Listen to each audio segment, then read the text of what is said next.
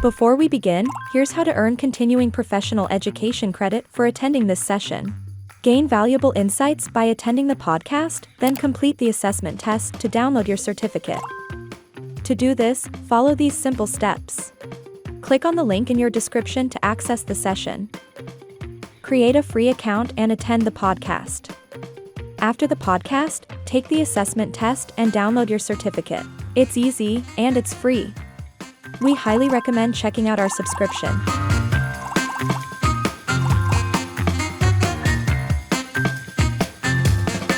Let's get started. But then when we talk about culture, these are the words these are the things that I see on the internet that, we have a culture of taking like team building activities, which means offsite retreats or trust falls, which was something that like that's a culture that but why is this thinking flawed? Well, and I love that you present that as a question, because honestly, my background is in team building. That's one of the things that I reached out to do when I was a coach looking for something. I think that every leader listening understands that my team could be better. I wonder what is that missing piece that I can actually implement to improve our culture. And I do believe that team building is vital to teams performing better. The problem is that team building has gotten a horrible name because it is such a large umbrella. And team building is everything from, as you mentioned, trust falls and people going to go bowling together and people having, time at the bar and a happy hour. There are different types of team building. And I think that you can do recreational team building, which really isn't going to improve team interactions or understanding or awareness or tendencies.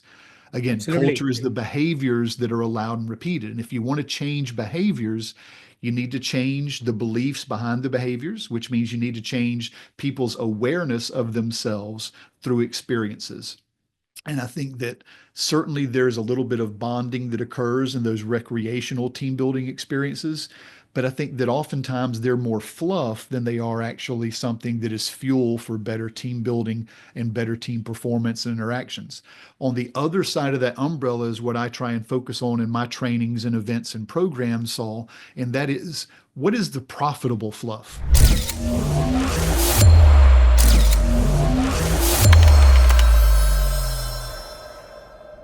Welcome everyone to another episode of your favorite podcast we're trying to figure out.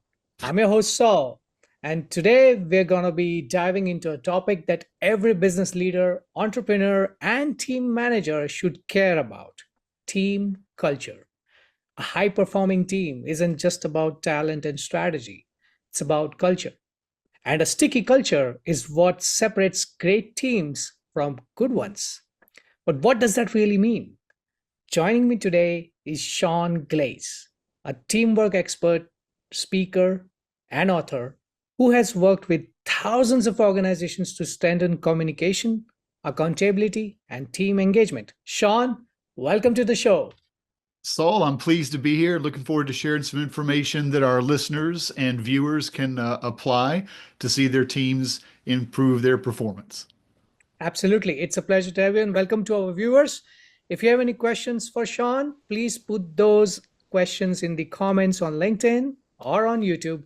If you're looking for CPE credits for this podcast and want to join us for future CPE approved podcasts on MYCPE ONE, you can do that at my-cpe.com/podcast. And lastly, you can also listen to the podcast on the go by downloading the MyCPE ONE mobile app, which is available on the App Store for the iOS users and the Android Store and the Play Store for the Android users. Now, let's dive in. Sean, you have worked with so many organizations. What do they often get wrong about building great teams? Well, one of the reasons that I got into facilitating events and speaking at conferences and working with leaders and organizations is I fell into the same trap that I think a lot of leaders fall into, which is you invest so much time in strategy and you spend so much time in acquiring and developing talent. And talent and strategy, as you said and we opened, are absolutely essential. But as a basketball coach, which is how I got into leadership, I learned very early on in my experience that while talent and strategy are essential, they are never sufficient. And Okay. unfortunately, my very first year as a head coach, my team failed miserably. We were more talented. We should have actually done better as a team. And I was the reason that we underperformed. And I think that Oh, a lot of leaders, whether they're experienced or emerging, oftentimes find themselves looking in the mirror and they realize that they are sometimes that kind of bottleneck or the ceiling on their team's performance because they're not doing things that they could do to help their people thrive. right, right, right. No, I mean, that makes a lot of sense. We see, there's so many things here. Great teams, company would offer perks and everything to keep things going, but we see that, I mean, like, I read this Gallup report which also talked about that, only 32% of the employees in the United States feel, engaged at work, which is Mhm. kind of shocking. So let's define it clearly. You're the one who coined the term sticky culture. Right. So so what is it, and how does it make teams more productive? Yeah, well, I think that when you look at culture, and we'll certainly open with a couple of definitions because I think it's helpful for your audience. The first is culture is not, as you mentioned, it's not the perks that organizations offer. It's not days off. It's not paid leave. It's not the coffee machine or the snacks in the workroom. It's not foosball tables. Culture, when I work with organizations or when I'm speaking at an event, culture is defined by the audiences that I work with, hopefully, Hmm. as very simply the behaviors that are allowed and repeated in an organization. Okay. Culture is what people do, especially when you as a leader aren't there. I used to talk to my Mhm. team about, hey, leadership is what I'm saying, but culture is what happens when I'm not in the locker room, when I'm not on the court with you guys. And I think it's the same way with leaders. So culture is very simply behaviors that are loud and repeated. And we can talk about values and how those help to you kind of define what are those behaviors that you want. But you mentioned engagement, and I think that that's where leaders see an opportunity. And the reason that they would probably listen to this is they understand, hey, my team, much like that, Gallup global study shows just about every year over the last decade, there's an issue with engagement.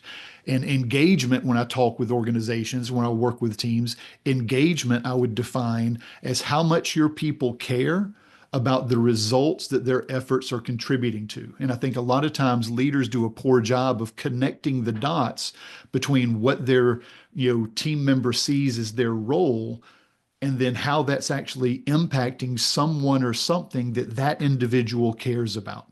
And so I think that we can do a better job as leaders. Part of that idea of culture is not just identifying goals, but making sure that people understand that what they're doing is contributing to a mission that is larger than themselves. Right, right, right, right. I mean, and this term sticky culture, Right. how did you come up with that term? So I think that sticky cultures are those, when organizations bring me in or a leader wants, to talk about some of the issues they're experiencing.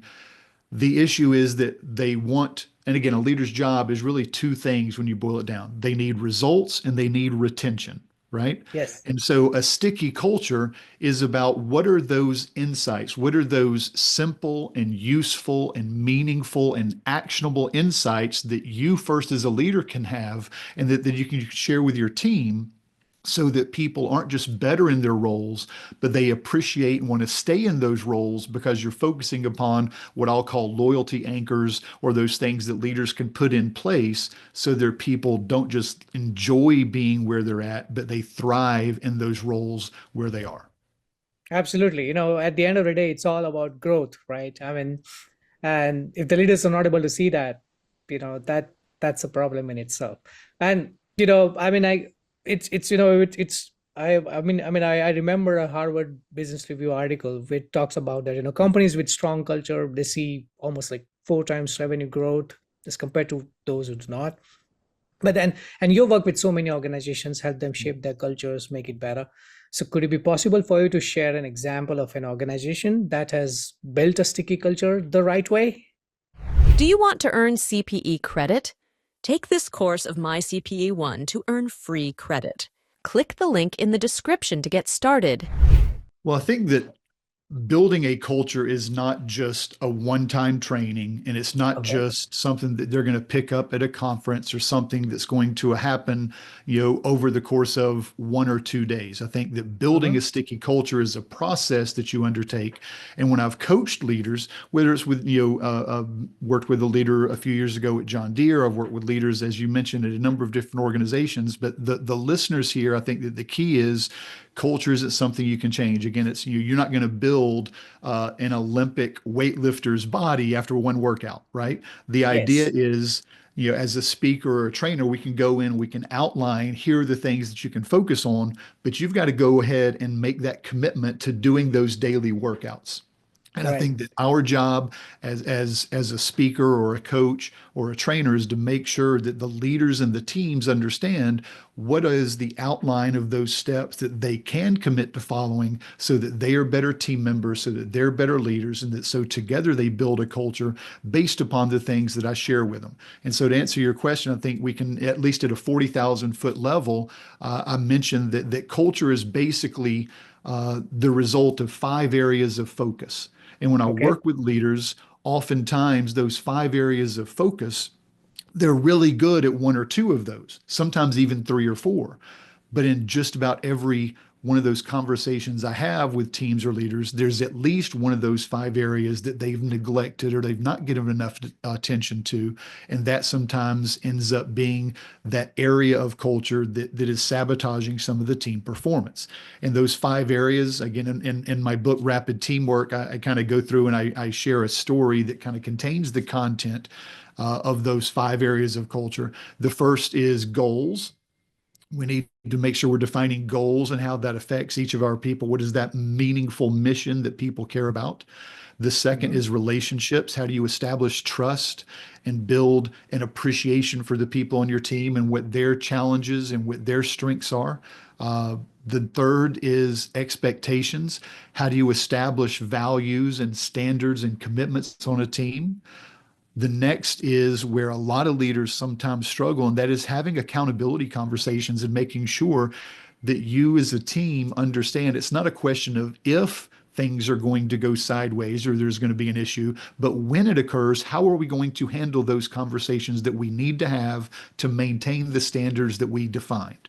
And then finally, what do you do to thank your people and to make sure that they feel seen and recognized for those efforts that are making them a small, meaningful part of something larger than themselves? Hmm. Very, very interesting. I mean, I guess you summarized it really well.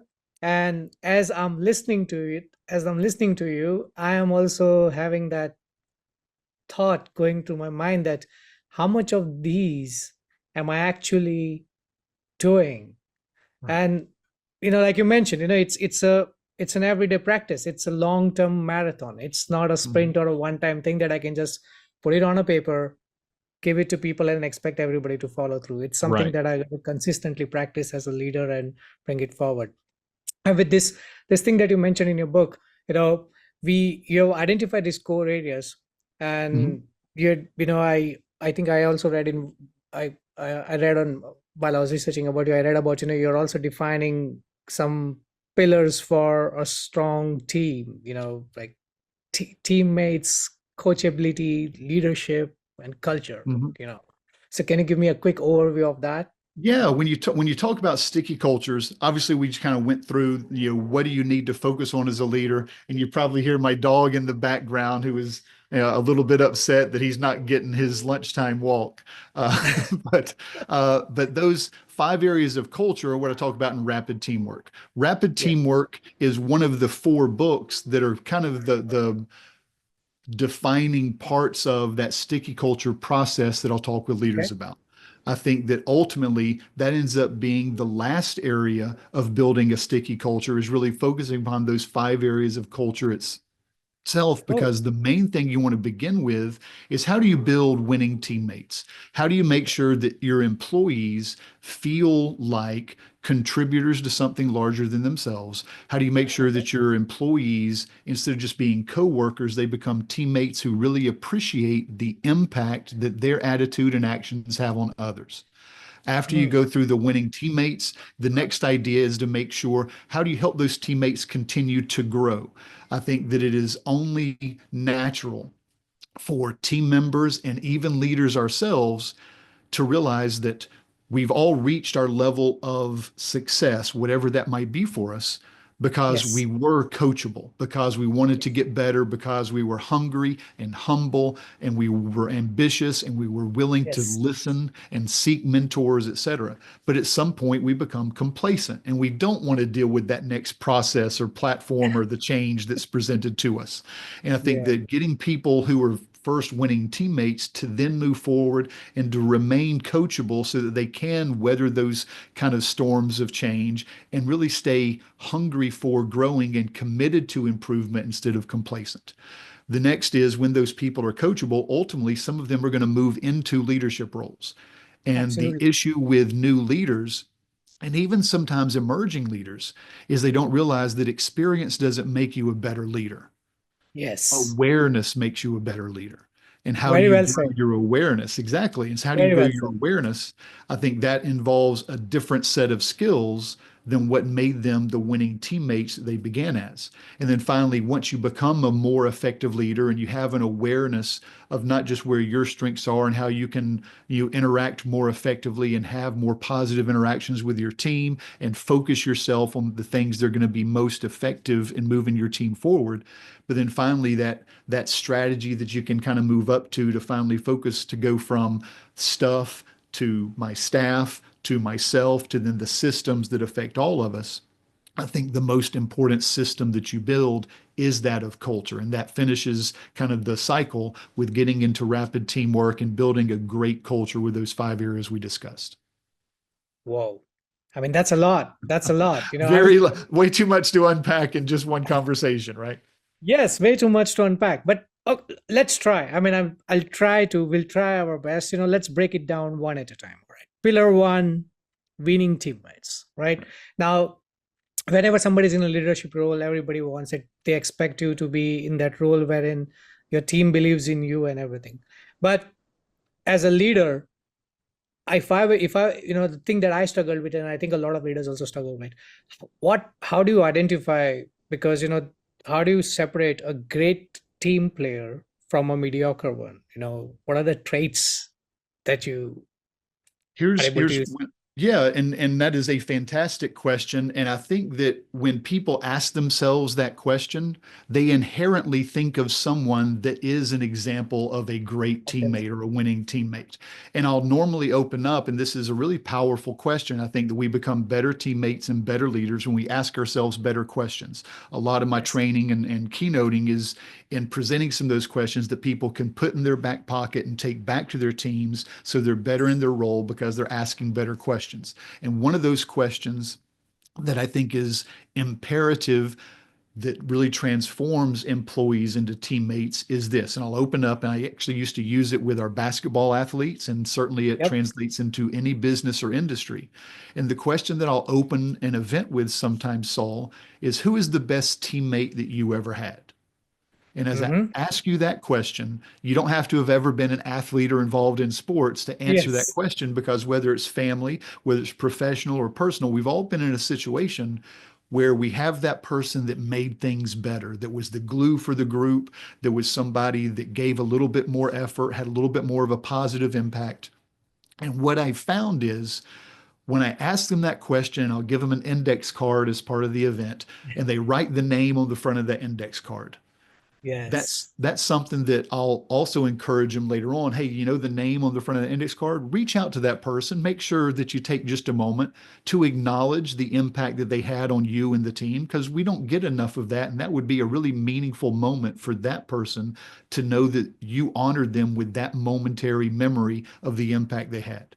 But the most important part of the activity isn't just identifying the name. I'll have them flip over that index card, and on the back of the index card, I'll very simply ask them, what did that person do that made them so impactful? What did they do that set them apart as having more of a positive impact on team performance? And what I found is, and this was obviously the reason that I wrote the 10 Commandments of Winning Teammates, is I found that the responses I would get back, first from athletes and then from team members and leaders in business, the answers I would get back had nothing to do with technical skills. In fact, Mm-hmm. if I'm in a group of 600 people at a conference and we go through that activity, no one ever says on the back of their index card, Susie is really good at Excel spreadsheets, right? The Yeah. reason that Susie was a great teammate, the reason that Susie, kind of is still in my memory as somebody that made my job and my life and my career more successful is because Susie probably invested in doing something that wasn't a technical skill, it was an interpersonal skill. And the Yes. the the 10 things that winning teammates do that are part of the winning teammates kind of message and training are things that anyone can choose to do. The winning teammate that you thought of as I asked you that question, they probably did something that has nothing to do with technical skill, but everything to do with a behavior that you could adopt if you chose to. Access latest and trending CPE courses with my CPE One Unlimited Access subscription. Subscribe now. Yep. Yep. It's true. It's a psychological thing, right? We always, whenever we see Mhm. somebody who is doing something that is better than us or something that we aspire to do, but we're not able to, but we see somebody do it day in, day out, it kind of leaves a lasting impact on our minds. You carry forward. You carry forward. Yeah, But and yeah, go And ahead. I think being a winning teammate, that's what makes it truly is a choice that we can make to do some of those things that we know would have a positive impact on others and on our team's performance and on the people that we care about. And when we put our focus on what does the team need instead of what's convenient for me, we become Yes. so much more impactful to the people around us. Well, I love that. I love the way you put it. And, somewhere all this also revolves around this there is this concept of psychological safety you know Mhm. in a team. There is this environment of, it's a term that's being used, but something that people just don't acknowledge, maybe because it doesn't realize in the course of their regular day of work whether they are providing that psychological safety to people or not you Mhm. know so Yeah. but it's a significant thing. It's crucial to get the right people on board, no doubt about it, right? And that is a tremendous part that we could talk about in terms of how do you develop effective leaders? Well, a lot of that is them realizing that they're responsible for the psychological safety of their team. If your Right. team isn't speaking up in meetings, if they're not sharing ideas, if they're not taking risks, that's not a them problem. That's a me problem as a leader to make sure that I'm taking the initiative and I'm asking questions and I'm providing a safe space and I'm, asking questions and opening up in a meeting to ask people, okay, what did we not talk about that we needed to? What's something that would, be a reason to not move forward with this. And when you invite those, kind of disagreements, when you invite those conversations and people feel safe in sharing a different perspective, then your team becomes that much more prone to having the conversations they need to have and enjoying conflict instead of it being something they avoid. Yeah, in fact this was something that happened in one of my team meetings. I just randomly happened to it just dawned on me, and I said, we need to create a culture of acknowledging mistakes, like accepting mistakes rather than acknowledging, accepting mistakes. It's okay. Everybody's working, mistakes happen, it's okay. Let's just look into what we can learn from them and move ahead, instead of why did that guy do it and didn't. Just Because that's your first initial reaction, right? I yeah. remember Saul, and as a leader, you feel really bad for the first team that you were responsible for. As a Yes. coach, I feel horrible for that first couple of years of athletes that had to put up with me because I was probably a miserable guy to play for because I Yeah. was not at all accepting of mistakes.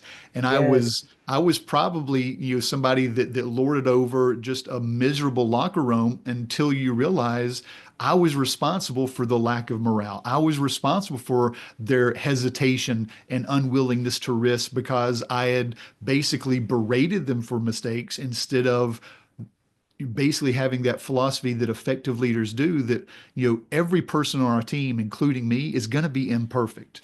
And I Yes. want to make sure that we use mistakes as an opportunity to learn from one another. And if we Yes. can learn from someone else's mistake, then we as a team are better. But we only learn from it if they're willing to admit it and acknowledge it. And even, oh, this is so wonderful with psychological safety. Maybe before they make the mistake, they have that safety to ask somebody else for advice and get other Yes. perspectives before they step into the kind of shadows of something that they're not familiar with. And I think that that's where, as leaders, the more we point at ourselves, the more we look in the mirror at, and again, ask one of those powerful questions: what part of my leadership led to that? If you didn't Yes. have a successful meeting, what part of my leadership led to the meeting going the way that it did? And when we Yes. begin to reflect, again, we become far more effective leaders. Absolutely. It's just so random that you put that and I put it forward. In fact, I was talking to this gentleman called Jeff Smith. He actually is a coach in himself, and he is the one who actually introduced me to the concept of psychological safety for the first time. And I was so wrong with the concept, understanding it. I just looked at the term. And I thought Hmm. that, oh, that means that, I need to have an open environment in which somebody could just come and tell me about their personal life problems, that, oh, I'm going through depression and all that at work. But then he cleared it to me that no, that's not what it means by psychological safety. Okay. You Hmm. don't want employees to come and tell you that, my cat died, so I'm really depressed, so I'll not be able to work. No, that's not psychological safety. But yeah, but identifying and what we can learn from them and how we can improve, that's the first step. And that certainly moves on, because when that happens, when that process happens, the next step goes on to the coachability, which is the other pillar, right? And you know how do you foster that environment where people would accept that feedback and improve? Well, again, I think that a lot of the insights that I am really excited and passionate about sharing with organizations and leaders, those insights were won by stumbling through failures early in my career. And what I Uh-huh. found was it's a much easier place to fail and to stumble coaching a high school basketball team than it is Yeah. being a leader of a multi-million-dollar organization. And if they Yep. can learn from those mistakes that I experienced early on, then they don't have to step in the same potholes. And the major mistake that I made, and I mentioned this as we spoke earlier, Saul, is I was probably far more of a drill sergeant than I was an approachable leader. And so I Okay. was very much into commands and coercion and consequences. And how many leaders are listening right now and raising their hands and saying, you know what, that's been me.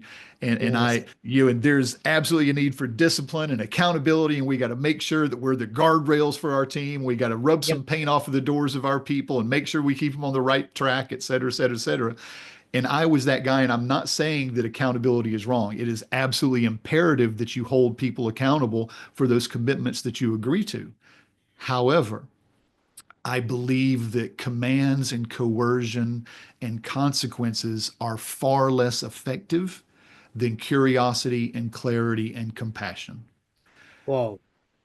And I think that that's a huge aha moment for leaders, is for them to understand that that same psychological safety that people need to take risks and to share insights and perspectives in a meeting is what gives them permission internally to risk growing and taking on the change that is necessary to move your team forward.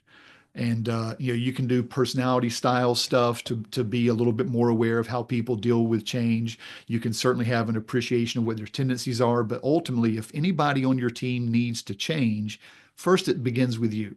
What part of my leadership I need to change how I'm interacting with my Yes. team so I actually get a different interaction from my team. But that Absolutely. You lead by shift. example, right? You lead. Absolutely. And if they see that, hey, I made a mistake and I'm willing to admit it and I'm sorry and here's what I want to do moving forward, they're more willing to admit their mistake. And I think Absolutely. again, example is the strongest tool you have to change Yep. behavior. But when you Absolutely. think about that idea of staying coachable and how do you get your people to stay coachable? As you said, it starts with me. Am I showing that I'm coachable, that I'm willing to grow instead of me being complacent? But then the next step of that is when you need someone to adopt a new behavior. We need somebody to get comfortable on a new platform or with a new process, and you sense resistance. And it's Right. never a question of if, it's only a Yes. question of when someone on your team is going to be resistant to whatever that new change is that's being required. And I think you Yep. need to always do a great job in any change of communicating the why behind the what and making sure you're transparent and sharing here's the path forward. Because as I've said with a number of organizations who deal with change in this talk, people aren't afraid of fog, Mm-hmm. or people aren't afraid of detours, they're afraid of fog.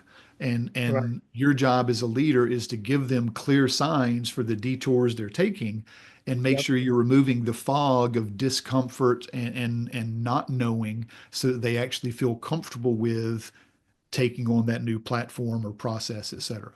And I think that the key to staying coachable, and this is what, again, the book, each of my books is a parable that tells a story that kind of provides the content, Saul. But Yes. the main thing behind that story is there are four questions that you can ask because it's not a command. People aren't going to change long term because of a command. And Yep. coercion, if you twist somebody's arm, they're going to behave when you're there twisting their arm, but they're going to resent you for it later and they're going to be that much more staunch and dug into their position afterwards. But if we can Absolutely. ask questions, if we can stay curious, we can provide clarity, and if we can be compassionate for the things that are kind of holding them back, that are their concerns, we only unearth them because of that curiosity. And I think that questions are the key to people staying coachable. Wow. Wow. It's just so amazing that, you are able to put this in such a simplistic, understandable manner, which also seeps in into your thought process. I'm pretty certain that all the people who are listening in, especially the leaders and probably also the would-be leaders, because they would also need to be into that. They need to know because people often struggle to know that, I've been working. It's going to be a point wherein I'm going to be stepping into the roles of being put Mhm. into the roles of leader. What are the traits that I need to have? And the way you're bringing out these pearls of wisdom from your experience is really enlightening. So thank you so much for sharing. And you talked about culture becoming a regular practice. It's something that you got to follow through. It's Mhm. not a sprint, it's a marathon. Something that you got to believe in, something that you got to continue doing and everything, and that's how it builds up. That's how that culture is built. Mhm. But then there's this other thing that a lot of people think that a way to do this is just like keep on repeating that we gotta be cognizant, we gotta be this. They think that that's how you strengthen a culture, but Mhm. we all know that that's not how it happens, and you've seen this day in day out that that's not the way to do it. So what according to you is a much better practice for leaders to engage in to ensure that they are able to strengthen the culture that they are developing in the organization? I think that if I'm going to be a better leader, and again, I love that you've kind of taken our viewers and listeners through some of the process of creating a sticky culture, because it does begin with making sure you and your people are winning teammates and that you and your people are Yes. then willing to stay coachable and ask questions and follow those steps to help people move from uh, being resistant to being that much more invested in what's going to help them to improve and get the outcomes that they want. Uh, but the idea of becoming an effective leader certainly begins with awareness. And, we all as leaders begin unaware, and then we move to seeing the symptoms and the problems that we want to make sure we're fixing. And that symptom aware, sometimes we can think that the Yes. symptom is the problem. And I think that most effective leaders realize that there's oftentimes an issue behind the symptom that if you'll address that, Yes. that's going to actually end up improving team performance and morale and the individual contributors' engagement. And I think that that's where you get the solution is the awareness of what's behind the symptom and asking those questions. Yes. And I think specific to your question about what are those ways that we can improve culture. Uh, Anything that you see in those behaviors that are detrimental to culture, there's always a Yes. story behind the behavior. And I Yes. think that if we can get to that story, and again, one-on-one conversations help you to get to know and appreciate and build that sense of psychological safety with your team members. And it also gives you a forum in that one-on-one conversation to get their feedback. And I think one of the greatest things that leaders do to improve their awareness is first to reflect and to ask themselves valuable questions. I think that there was a study that showed very simply if leaders take 10 to 15 minutes of reflection time every single day, that they end up performing like 20 to 25% better than their Hmm. counterparts who aren't investing that time and thinking about, what went well today? What are some things that I can do better? How did that interaction go? What can I do differently? What part of my leadership led to? And again, I've got Wow. even a book of, what are some reflection questions you can actually use each day? That awareness journal that's available. But I Oh, think the wow. other way that leaders grow, and this is to answer your question finally as I get around to, the other way Yeah. that leaders grow is they are effective at asking for feedback. And I think that Whoa. feedback, unfortunately, is a term that is taken on a very negative connotation. So your team members hear the word feedback and they get very, very uncomfortable and they kind of look like they're walking on eggshells. But if you can Yes. turn the word feedback into advice, and in those conversations with the people on your team that you trust for their perspective, can you ask them every couple of weeks one very simple question that gives you feedback so that you have a more clear understanding of what is the team like from their perspective instead of your own? Because Yes. culture sometimes seems very comfortable for you, but your teammates have a different perspective. And I Yes. think that that idea of how can you ask one very simple question? Don't ask three questions. Don't confuse them with too many. But what is that one? Hey, what's one thing that I would need to know from you to give me a chance to lead you more effectively? That's a Wow. powerful question. What's It is a something powerful, it's very powerful, very, very powerful. And I think that there are, and again, in the awareness journal, I provide a lot of feedback questions that leaders can choose from. But I think that the making the effort to be intentional about every couple of weeks, choosing maybe one person on your team or two people from your team to have in a one-on-one conversation, and to very simply ask them, "Hey, I'm wanting to always improve myself." Going back to the example to set, I Yes. wondered if you would help me. I'd like to get your advice. We never ask for feedback. We ask for advice. Just changing that Correct. vocabulary word is impactful. I'd like to Yep. get your advice. What's one thing that you think that I could do better that would make our team perform that much more positively based upon what you've seen the last few weeks? And Well, they're going to give you that one thing. Don't ask for more. Don't ask three questions. But I think that if you can really invest in that desire for advice, they're going to see you wanting to grow. And I think, again, that goes back to them wanting to stay coachable as well.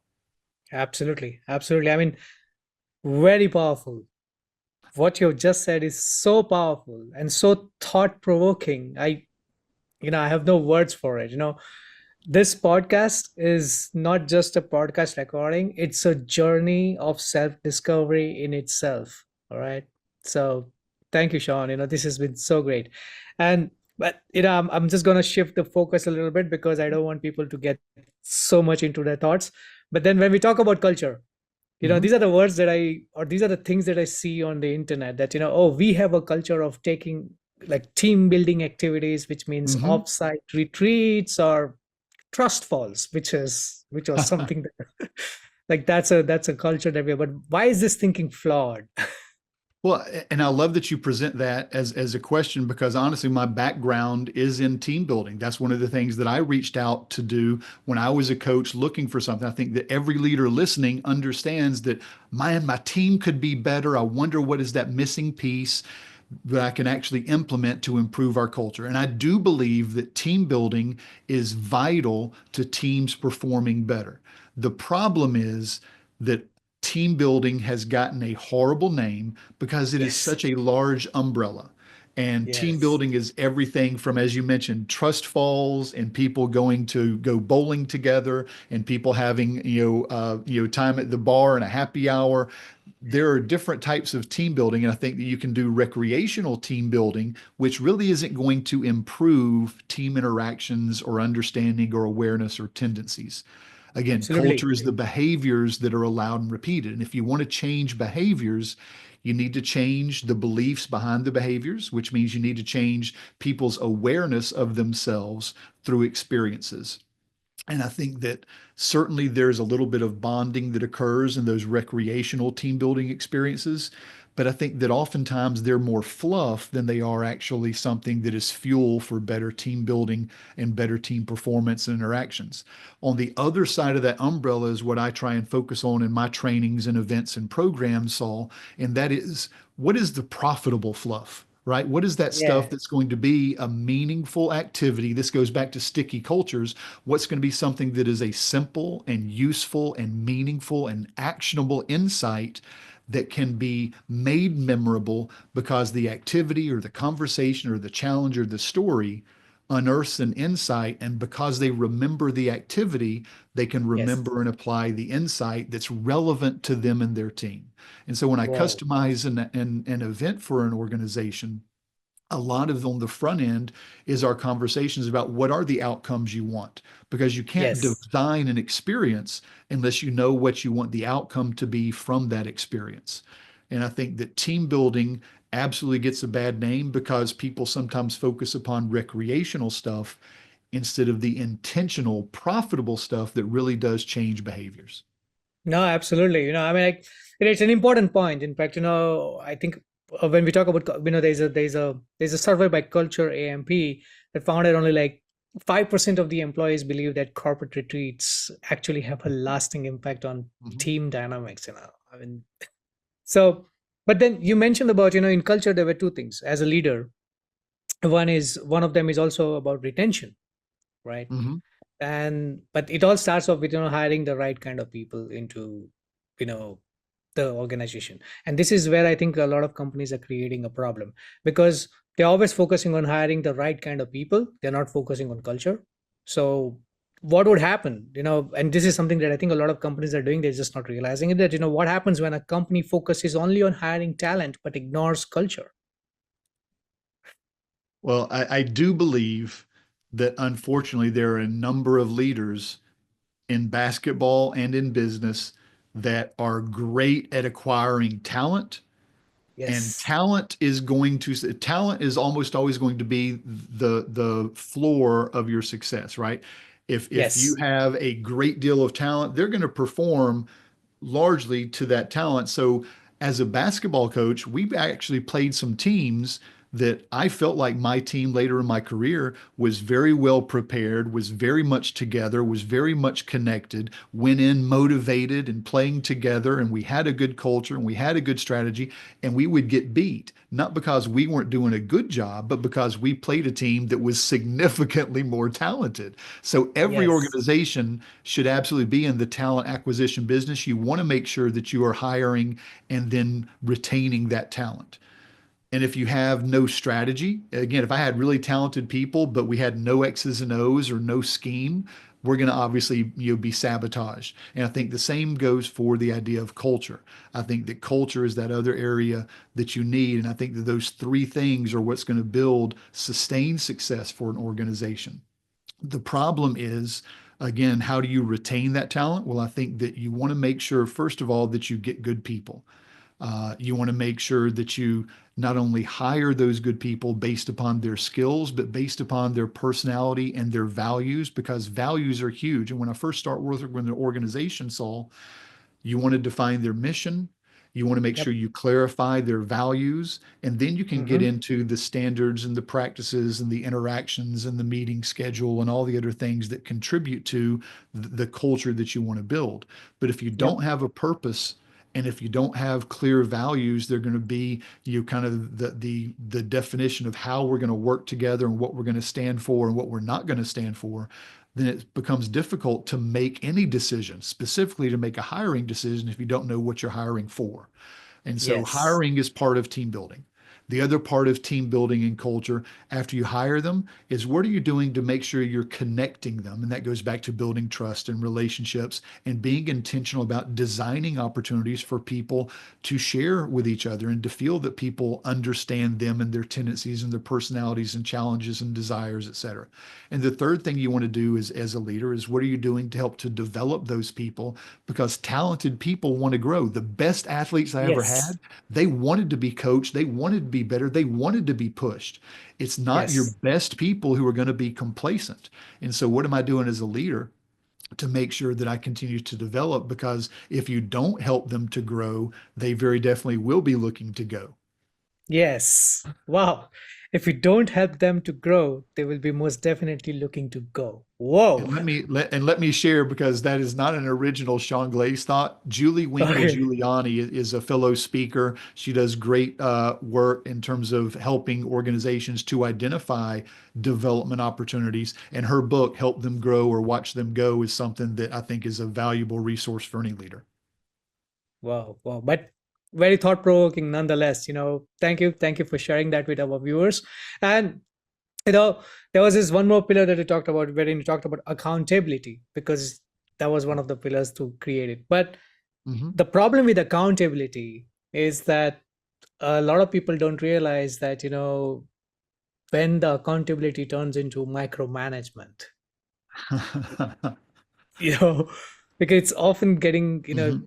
they just, so, probably, like from your experience, you can at least let our users know that how to ensure that this accountability exercise does not turn into a micromanagement thing. I think in the idea of accountability, and I love to talk with leaders and organizations about this, because I do believe if you think about the kind of 5 areas of a great culture, from goals to relationships to expectations to accountability to thanks, I think that accountability is one of the most often neglected areas of culture. People Yeah. want to be held accountable. People want to know how they can grow and improve. And I think that oftentimes, as team members and as leaders, we end up being nice and we neglect to address issues that end up perpetuating kind of bad Yes. performance, instead of taking a moment to be kind enough and compassionate enough to share, here's something that I've noticed. This is something I think that might be helpful to you to make sure that you're overcoming that, because it's affecting our standard. And you're never actually putting someone down. You're calling them up to the standard that you and the team have identified as being necessary for us to get the results that we've actually said are important to us. And so, yeah, I believe that accountability is important, but accountability isn't consequences. And as a young coach, that's what I equated. Again, accountability equals consequences, and that's going to be the carrot or the stick. And I think that accountability, as you work more with teams and you get a little bit wiser as a leader or as a teammate, you realize accountability is absolutely driven by empathy. I don't want to let somebody else down. I don't want to make somebody else's job more difficult. And if I care about a goal, and if I care about the person that I'm working with to accomplish that goal, that empathy is going to be the thing that drives my individual accountability. Now, Yep. externally, the idea of a leader, yes, we're responsible for results. And so I got to hold them accountable because this is the result that I've got to get. And sometimes that leads to either you berating someone and making things worse, or at least, as you said, that idea of refusing to delegate or delegating poorly so that you micromanage. And we can certainly, I know that our time is going to grow a little bit short here, but I think maybe in a future conversation to talk more about how can a leader delegate effectively? How can a leader Yes. have accountability conversations and provide feedback to their team members so they're pointing at a problem instead of pointing at the person? I think there are a Yes. number of ways that leaders can absolutely improve their team dynamics by being more effective in how they have positive interactions with the people they depend on. Absolutely. No, absolutely. I mean, there's a lot to unpack, and you have been kind enough to, you know, walk everybody through this beautiful journey. And like I say it again and again, it's a thought-provoking podcast, and I'm sure a lot of our listeners would have got things to take back to, like the card that you give away from your speaking engagements from this podcast. I'm pretty certain a lot of people are going to be taking back that one card, or maybe two cards, or maybe a Mhm. stack of cards, and they're going to be thinking on it. So, but we'll also certainly talk about the recognition and appreciation, Mhm. which is one of the one of the last of the five core traits that you talked about, right? So often people misunderstand recognition and appreciation as you know just thanking anybody for getting their job done, which was expected for them to do. Like that Mhm. was their job and they did it. And it's not just that. So a lot of people don't quite understand how appreciation, what is actually recognition and appreciation, and Mhm. how does it play a role in building an engaged workforce. So Well, go ahead. and we could spend, probably an hour talking about effective recognition and how do you stay, that much more front of mind for your team members so that they do feel seen and valued for their contributions. One of the things that I share in a lot of the conferences that I'll speak at or working with teams in a training is again going through those kind of five areas of rapid teamwork. So if you're looking at sticky cultures, it starts with winning teammates and goes to staying coachable and goes to effective leaders. And then it finishes up with how do you build rapid teamwork and what are those five areas of culture? And as you mentioned, Saul, the last of those five areas of a great culture is thanks. And I think that that is, again, one of those neglected areas sometimes because we assume sometimes as leaders, well, I'm paying them for it and their compensation should be enough appreciation. They're getting a Yes. paycheck. And it's kind of like a husband saying, well, I told my wife I loved her at our wedding. If anything changes, I'll let her know. That's not going to work, right? And so I think that our people need to feel appreciated. Our people need to feel seen every single week at the very least. And I think there was a study done where people wanted to be at the very least recognized in some way at least weekly for their efforts. The problem is that nearly a third of employees never get any recognition. And so there's this vast wasteland of opportunity where leaders are allowing their people to just wither on the vine because they're not watering them with that appreciation and recognition so that they feel that what they're doing matters. And I think that that is a Yes. huge piece of being a leader is not just the goals and the relationships and the expectations, the accountability, but are you making sure that people who are investing themselves as a small part of something larger, that they feel that what they're doing matters and that people do appreciate? And especially when they go over and above, how do you then show appreciation? Well, again, as a young coach, I was horrible. I would say good job. And good job is painfully vague. And so what I share with organizations is you need to outlaw the phrase good job because when you say good Yeah. job, vague praise is only going to invite vague effort. But if I can Yes. be specific about praise, if I can share with someone, here's what you did, here's why it was wonderful and how it impacted somebody or something that you care about. Thank you so much for blank. It really helped our client to blank. It meant a lot Yes. because blank. The Yes. specific praise that you get doesn't only drive you forward where you feel seen, but what gets rewarded will always get repeated. And if you want people to Yes. do something, reward them with praise and recognition for that specifically, and they're far more likely to repeat it. Wow. Wow. This is really nice. And when we spoke about this, when we even spoke about before this podcast, when we were talking about this podcast, I did ask you this, and I love what you said about it, and I want even everybody else to know. I said that I'm sure you must have heard this term a lot of them, like culture eats strategy for breakfast. So I want you to enlighten everybody about like that term itself. It's come wrong, but there's so much to learn from it. Yeah, well, absolutely, culture is important. The reason that people are listening to this podcast and our conversations because they do realize that culture is going to impact their team's performance. And certainly Yes. it is a powerful phrase, that culture eats strategy for breakfast. And I would agree to it to the extent that if you ignore culture, Yes. culture can certainly sabotage the strategy that you've spent all kinds of resources in defining. And if you have Yep. great talent and if you have great strategy and you ignore that third rail, if you ignore that third leg of the stool, then culture is going to be the thing that sabotages the talent and strategy that you've invested in. I think that great leaders, the most effective leaders, the best organizations that have sustained success, they understand that culture is a necessary and vital part of their talent and strategy. And that if you'll invest in culture, if you'll make sure that your leaders and your teams are focused upon being great teammates and staying coachable and growing themselves and their awareness and their priorities as leaders, and then building those 5 areas of culture for people to thrive, their talent and their strategy are going to be so much better implemented because they've given the attention to culture that I think absolutely is valuable for any organization to do. Absolutely. I mean, like, thanks. I just wanted everybody to know because you had brought out a really interesting perspective to it. We have kind of like just changed it. Culture does not eat strategy for breakfast, but culture will definitely eat strategy for breakfast if it is not implemented correctly. Absolutely. Love that, Saul. Yep. Thank you. Thank you. Well, Sean, before I let you go, I know we're just coming to the top of the hour, but before I let you go, this is probably I'm just probably gonna lay it out there. Where can leaders start today if they want to improve culture in their teams? That one thing that they should probably start off with. Yeah, thank you, Fred. And I am first so grateful to you to invite me on to share a few ideas that'll hopefully be useful to our listeners.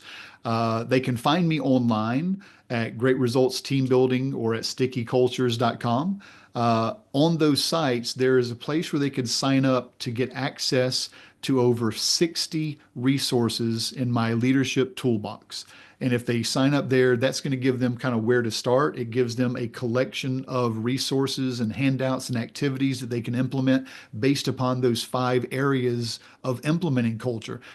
From handouts and activities for goals to activities and handouts and information for relationship building and trust, down to expectations and what their meetings could look like, down to accountability conversations and pointing at problems instead of people, and certainly at the end, to be more effective in terms of recognition. And so, whether it's on LinkedIn, you can find me at Sean Glaze. Certainly, the Great Results Team Building or Sticky Culture sites, you have access once you enter in your information. It's completely free. I want to make it available as resources so that leaders are far better in their role than I was early on in mine. Well, to our listeners, you know where to go. Stickycultures.com is the place to go. And obviously on LinkedIn, Sean is always there. In fact, that's how we connected. So he's always available to share his wisdom. So that's how we connect. Well, Sean, that comes up to our wrap. Thank you for this. Has been an incredible conversation. So thank you for sharing your expertise. And, to our listeners, thank you for tuning in. Be sure to subscribe and leave a review. And until we see you next time, take care and keep innovating in everything that you do. Cheers. Thank you, Saul. Yep. Access latest and trending CPE courses with my CPE One Unlimited Access subscription. Subscribe now.